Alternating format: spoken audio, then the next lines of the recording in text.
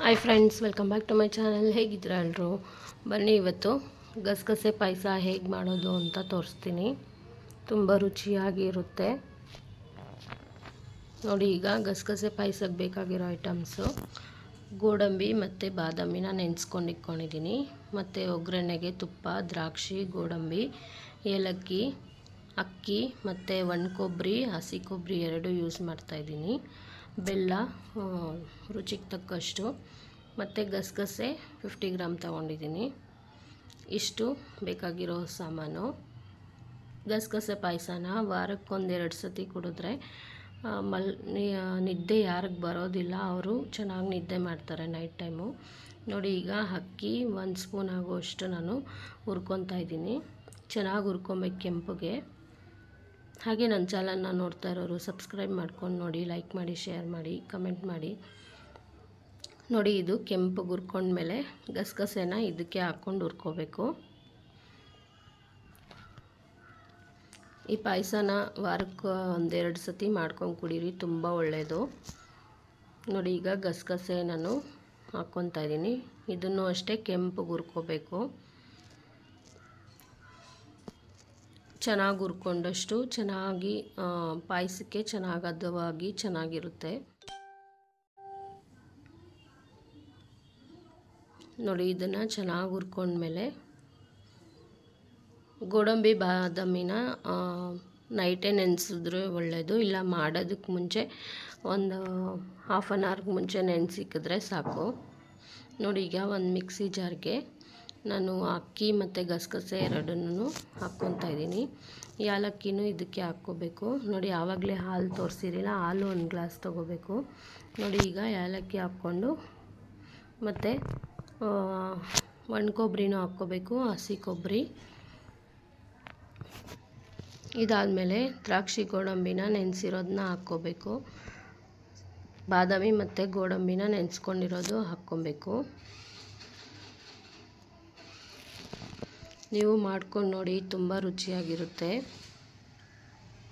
ನೋಡಿ, ಈಗ ಮಿಕ್ಸಿ ಮಾಡ್ಕೊಂಬರೋಣ ಬನ್ನಿ. ನೋಡಿ, ಈ ಥರ ಫಸ್ಟು ನೀರೆಲ್ಲ ಏನು ಹಾಕ್ದಿರೇ ರುಬ್ಕೊಂಬರಬೇಕು. ಈಗ ಹಾಲು ಹಾಕ್ಕೊಂಡು ರುಬ್ಕೊಂಬರೋಣ ಬನ್ನಿ.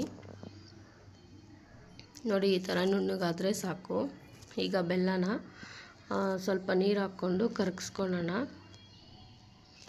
ನಾನಿಲ್ಲಿ ಪಾಕ ಮಾಡಿಕೊಂಡು ಬೆಲ್ಲನ ಕರಗಿಸ್ಕೊಂಡು ಪಾಯಸಕ್ಕೆ ಯೂಸ್ ಮಾಡ್ತಾಯಿದ್ದೀನಿ.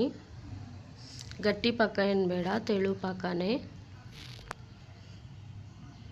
ನೋಡಿ, ಈ ಥರ ಅದಕ್ಕೆ ಪಾಯಸಕ್ಕೆ ಎಷ್ಟು ಹದ ಬೇಕೋ ಅಷ್ಟು ನೀರಿದ್ದರೆ ಸಾಕು. ನಾನು ಇದನ್ನು ಸೋರಿಸ್ಕೊಂಡು ಸೈಡ್ಗೆ ಎತ್ಕೊಂಡಿದ್ದೀನಿ. ಈಗ ನಾವೇನು ರುಬ್ಕೊಂಡಿದ್ದೀವೋ ಅದನ್ನು ಹಾಕ್ಕೋಬೇಕು. ಇದ್ರೊಳಗಡೆ ಹಾಕ್ಕೊಬಿಟ್ಟು ಚೆನ್ನಾಗಿ ಮಿಕ್ಸ್ ಮಾಡಿ ಕುದಿಸ್ಬೇಕು.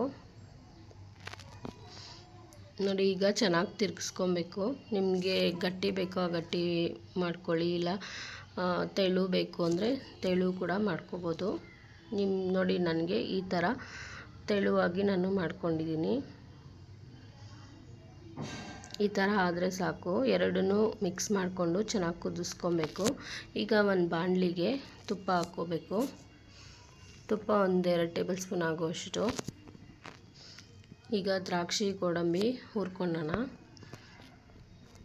ನೋಡಿ, ದ್ರಾಕ್ಷಿ ಮತ್ತು ಗೋಡಂಬಿ ಎರಡೂ ಹಾಕ್ಕೊತಾ ಇದ್ದೀನಿ. ಹಾಕ್ಕೊಬಿಟ್ಟು ತುಪ್ಪದಲ್ಲಿ ಚೆನ್ನಾಗಿ ಹುರ್ಕೋಬೇಕು.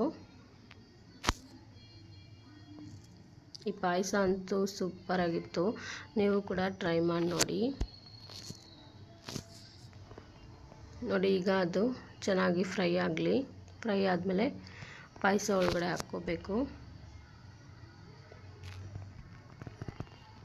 ಎಲ್ಲ ಹಬ್ಬಕ್ಕೂ ಗಸಗಸೆ ಪಾಯಸ ತುಂಬ ಈಸಿಯಾಗಿ ಬೇಗ ಆಗಿಬಿಡುತ್ತೆ. ನೀವು ಟ್ರೈ ಮಾಡಿ ನೋಡಿ.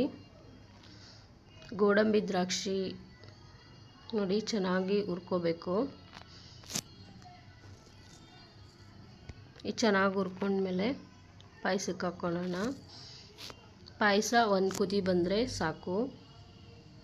ಫುಲ್ಲು ಕುದಿಸೋ ಅವಶ್ಯಕತೆ ಇಲ್ಲ, ಒಂದು ಕುದಿ ಬಂದರೆ ಸಾಕು. ನೋಡಿ, ಈಗ ಇದಾಗಿದೆ, ತುಪ್ಪದಲ್ಲಿ ಹುರ್ಕೊಂಡಿದ್ದಾಗಿದೆ. ಈಗ ನಾನು ಪಾಯಸ ಒಳಗಡೆ ಹಾಕ್ಕೊತಾ ಇದ್ದೀನಿ. ನೋಡಿ, ಈ ಥರ ಕುದಿ ಬಂದರೆ ಸಾಕು. ಇವಾಗ ಹಾಕ್ಕೊತಾ ಇದ್ದೀನಿ. ಗಸಗಸೆ ಪಾಯಸ ರೆಡಿಯಾಗಿದೆ ನೋಡಿ ಫ್ರೆಂಡ್ಸ್. ಚೆನ್ನಾಗಿ ತಿರುಗಿಸ್ಕೊಬೇಕು. ಒಗ್ಗರಣೆ ಹಾಕಿದ್ಮೇಲೆ, ಗೋಡಂಬಿ ದ್ರಾಕ್ಷಿ ಒಗ್ಗರಣೆ ಹಾಕಿದ್ಮೇಲೆ ಚೆನ್ನಾಗಿ ತಿರುಗಿಸ್ಕೊಂಡು ಸರ್ವ್ ಮಾಡಿದ್ರೆ ಗಸಗಸೆ ಪಾಯಸ ರೆಡಿ ಆಗುತ್ತೆ.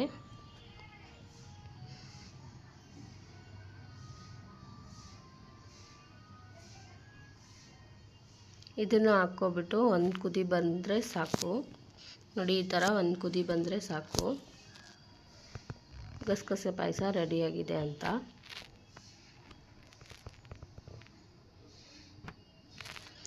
ತುಂಬ ಕುದಿಸ್ಬೇಡಿ, ಒಂದು ಕುದಿ ಬಂದರೆ ಸಾಕು ನೋಡಿ. ಈಗ ಗಸಗಸೆ ಪಾಯಸ ರೆಡಿಯಾಗಿದೆ. ಇವತ್ತಿನ ವಿಡಿಯೋ ಇಷ್ಟ ಆಗಿರುತ್ತೆ ಫ್ರೆಂಡ್ಸ್. ಹೀಗೆ ನನ್ನ ಚಾನಲ್ನ ಸಪೋರ್ಟ್ ಮಾಡ್ತಾಯಿರಿ. ಇನ್ನೂ ಯಾರು ನನ್ನ ಚಾನಲ್ನ ಸಬ್ಸ್ಕ್ರೈಬ್ ಮಾಡ್ಕೊಂಡಿಲ್ಲ, ಸಬ್ಸ್ಕ್ರೈಬ್ ಮಾಡ್ಕೊಳ್ಳಿ, ಲೈಕ್ ಮಾಡಿ, ಶೇರ್ ಮಾಡಿ ನೋಡಿ. ಈಗ ಗಸಗಸೆ ಪಾಯಸ ರೆಡಿಯಾಗಿದೆ. ಧನ್ಯವಾದಗಳು ಫ್ರೆಂಡ್ಸ್.